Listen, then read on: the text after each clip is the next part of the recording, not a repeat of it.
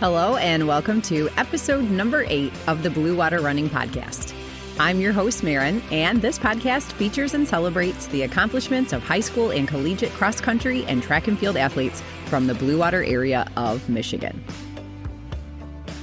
Today's guest is Dylan Distelrath of St. Clair High School. Dylan recently won the 3,200-meter run at the Anchor Bay Invitational on May 3rd in his personal best of 9 minutes, 44 seconds, which is 30 seconds faster than his best last year. He dropped a 4:36 in the 1,600 meters at the Elite Barnyard Invitational on April 26th, finishing 14th in a highly competitive field with an 11-second personal best. Then turned around and ran the mile anchor leg of the Distance Medley Relay the next day at the Yale Relays. He also won the 3,200 at the Marysville Invitational on May 10th. Dylan saw significant time improvements during cross-country too, racing consistently from low 17 minutes into the 16s for the 5K throughout the fall season and was the team's top runner. St. Clair High School has a pretty impressive distance running history. They currently hold the record for Division II's longest state qualifying streak, sending a cross-country team to MIS every year since 2000. Dylan now sits on the 3,200-meter top 10 list at St. Clair High School, comprising an impressive group of all-staters, including the 2007 D2 cross-country state champ. We will hear Dylan reflect upon his training, racing and running experiences, and his improvements and how they have shaped him as a person, along with getting to know him personally as a Blue Water area athlete.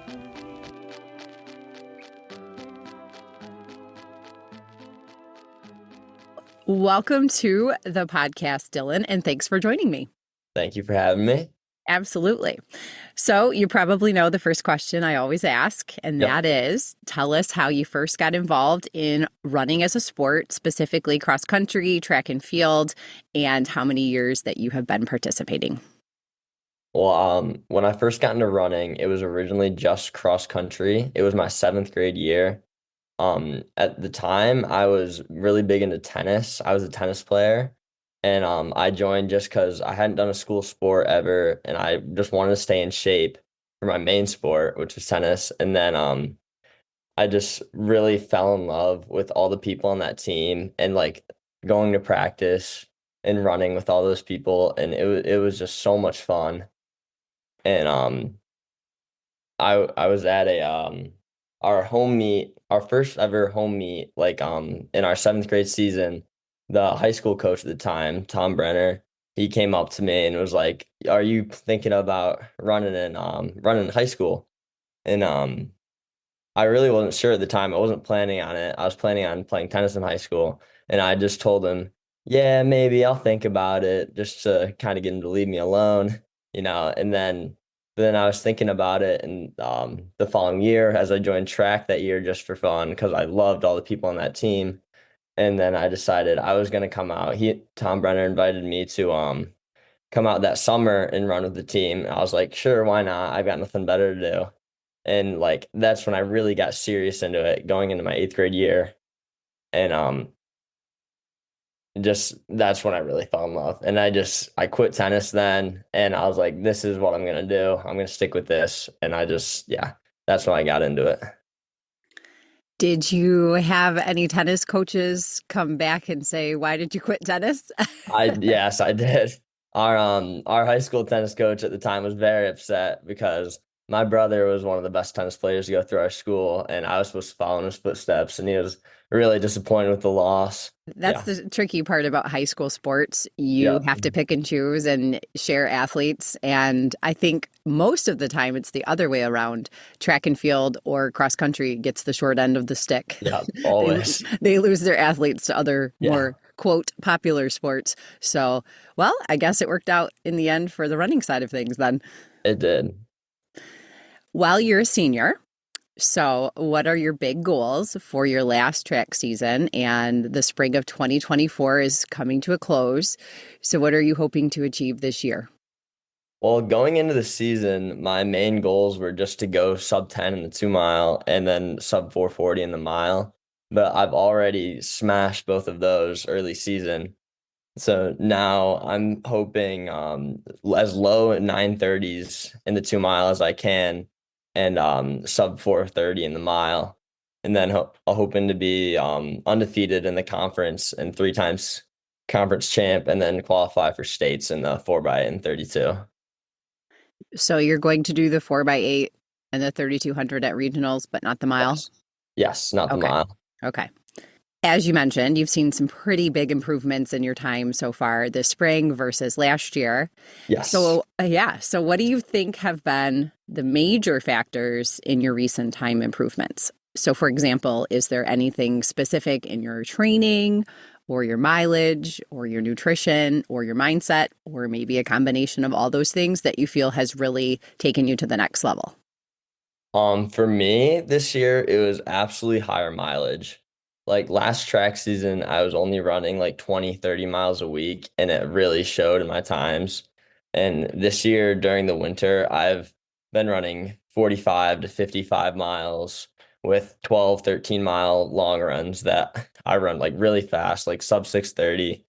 And I think that has been the main factor for me. Just more high mileage, longer runs, and then just getting way more sleep than I used to. Like sleep is key to everything in this sport. Like it's proper recovery, having all the confidence in the world. Like coming out of cross season, I had very little confidence because I kind of had a bad cross season. And then I just kind of had to switch the mindset to just hype myself up and have some confidence and run like I had never lost. As far as sleep goes, that's a freebie. You don't have to Yeah. pay for it. You don't Yep. have to really do anything. You just have to sleep more. And I know being a teenager, that's not often a priority Yeah, exactly. for many teenagers in general, but athletes, are It is hard balancing. sometimes. Yes, they're balancing a lot. So, well, as you mentioned, you've had a pretty big breakthrough in the 3,200. Yes. You took first place at that event at the Anchor Bay Invitational, ran a Yes. huge PR. So walk us through how you were feeling during that race. What was your mental game plan? And then a little bit of how it felt when you crossed the finish line at the end. And I know you also ran negative splits, correct? Yes. Really big So negative splits. yeah, so perhaps you can touch on that as well. Of course. Um, so that was actually by far the most fun race I've ever run. Because I knew all the top guys like Zach Rubix, Aiden Daly, Isaac Zamet. So we knew going in, we were talking on the line. We were like, we were trying to figure out how we wanted to really pace it, and that we were thinking about going through it like 450 first mile at first. And then we are like, no, let's go through like close to 5, and then just drop a crazy negative split, just see what we can do in that second mile. So that's what we ended up doing, and it was super nice knowing all those guys and knowing exactly how they raced. So we went out the first mile. I was just sitting right behind Aiden and Zach. I just drafted behind them the whole race. It was beautiful conditions, no wind, under the lights, the sun had set. It was super, super fun environment. And so then we went out the first mile. It was like 4:57, like really slow. My coach was yelling at me, like, you gotta pick it up, you gotta pick it up. And then we ended up closing in a 4:47, which was my mile PR last year. So that was like absolutely crazy for me to close that in a 2 mile after already running sub 5. And our last 400 split was 105. Like me and Zach kind of broke away from the other guys, and we were just absolutely cooking until like at like 200 to go, I went on the outside of him, and like I just felt so good. Like I still felt completely fresh.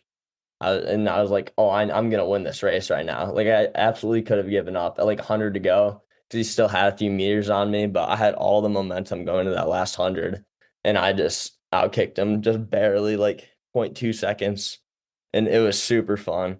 But all the afterwards, all the guys were so excited because like we had all run crazy PRs. Like we had a group hug of which was super fun, and then I ran over to my coach like immediately after, and he almost knocked me over with a hug because it was like he was just so excited for me, and it was like a crazy PR. It was like 22 seconds, I think, and it was just awesome. It was one of the best experiences ever. And then yeah, and I went and did my cool down after that, and I just did it alone because everyone else had left, and it was like sub 7 pace because I was just so happy that I couldn't slow down. The adrenaline was still Yeah. soaring through, right? Yeah, I was going crazy. Yeah. I love that because I've said to a couple other guests that have been on the podcast, when they cool down together or they race against somebody they know, or they're standing on the line planning out how they want to go about the race, it's so much more fun when you have other people who get it and Yes, enjoy your absolutely. success and, are celebrating with you. And I don't think you see that in a lot of other sports. No, absolutely So, not. well, what are your plans after high school? Do you have any plans or interest in running competitively once you graduate? I'm not committed anywhere. I'm not planning on running like on a college team because I kind of peaked a little late. I just want to kind of focus on my academics. So I'm going to Michigan State. I'm probably gonna join just the club cross country track teams.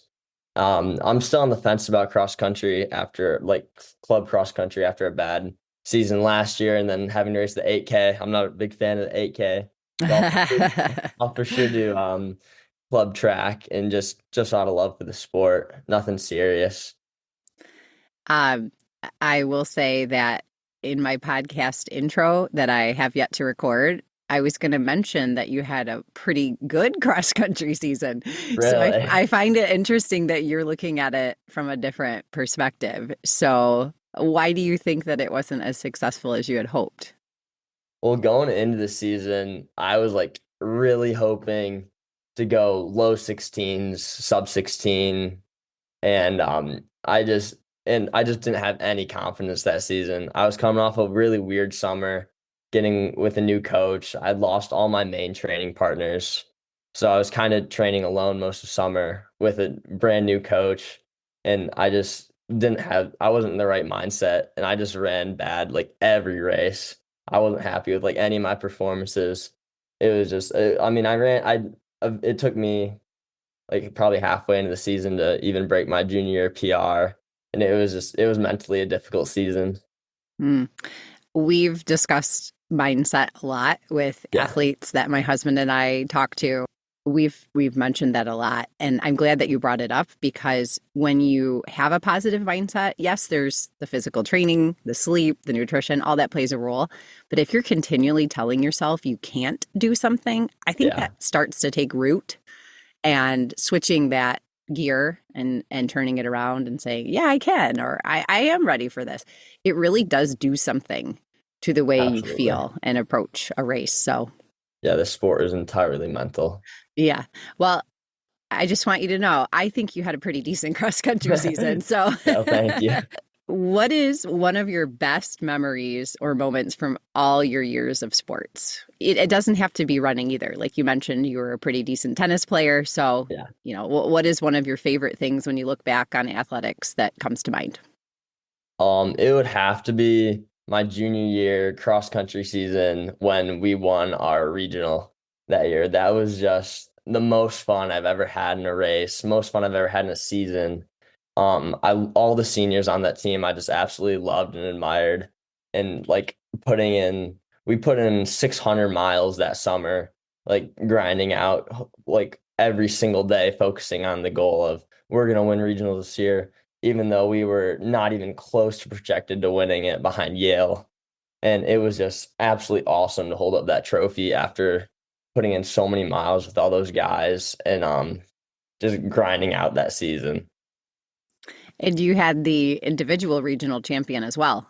Carter Yes. won. So, Yes, he did. yeah, in a sprint finish against my kid. Yep. Yeah. But hey, we can celebrate all wins. Like, Of course. obviously you want to win, but it's cool to watch somebody else accomplish a goal. And the year prior, it was flipped. He was Yeah, first and yep. Carter was second. So I know Carter really He wanted. really wanted that Yeah, win. yeah. And this is a funny story, but I was standing probably, how you go up that little hill and do that little loop around like the BMX bike part. Yeah, yeah, yeah. And then you come back to the straightaway to the finish. And that's a long straightaway. That is a long straightaway. Yeah. And you can see, and it's kind of mental there. But your coach was yelling at Carter, are we going to do this again? Are we going to do this again? And I was like, uh-oh. That's really funny. Yeah. So I think that was the little motivation that got me Yes, through. the little extra push he needed to kick it Absolutely. down. So yeah, and I know like Camden went up to him afterwards and said, "That was awesome, great job." You know, he was Yeah. bummed, but Yeah. also, you know, no bad feelings. Like it's a race. That's the point. Yeah, of course. So yeah, and I enjoy watching Carter run collegiately as well. So Yeah. yeah. Well, what are your hobbies and interests outside of track? So, what do you like to do in your spare time when you aren't at school or you aren't participating in sports? Well, I really don't have like a whole lot of time outside of running and recovery and all my homework. I take a lot of dual enrollment college high level classes, so I have a lot of homework for those. But if I ever do have time and it's a nice day, I love going out and golfing with some of my friends or my dad. Like that would like anything outdoors, go outside, take the dogs for a walk or something. Just anything outdoors is my favorite.